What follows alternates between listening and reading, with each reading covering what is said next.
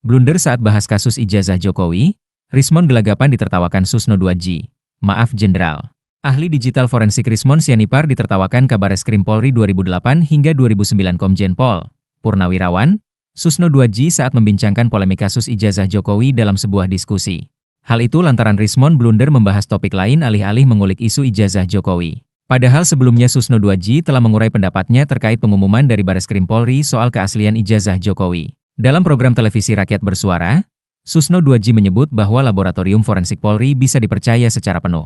Sebab Puslap 4 Polri punya peralatan yang canggih hingga laboran yang mumpuni di bidang forensik. Percayalah bahwa laboratorium kriminal dulu, sekarang namanya Lab 4 Polri, bahwa Lab 4 itu terbaik di seluruh Indonesia dan sangat komplit dan sudah dipraktikan untuk apa saja ada. Terkait dengan pernyataan Bareskrim Polri yang menyebut ijazah Jokowi adalah asli, Susno mengurai pendapatnya.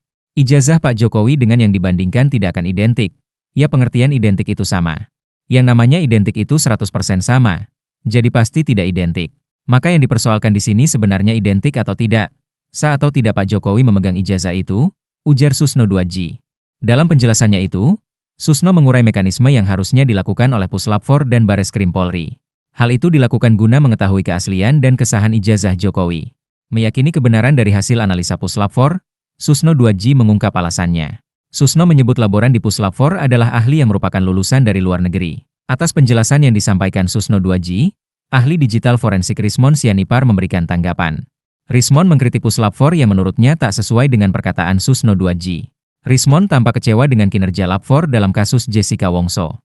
Mendengar kritikan yang diurai Rismon soal Lab 4, Susno 2G tampak heran. Sebab bidangnya bukan kepada hal teknis di Lab 4. Susno pun terkejut karena Rismon tiba-tiba membelokkan bahasan dari semula kasus ijazah Jokowi menjadi kasus Jessica Wongso. Itu saya serap ya.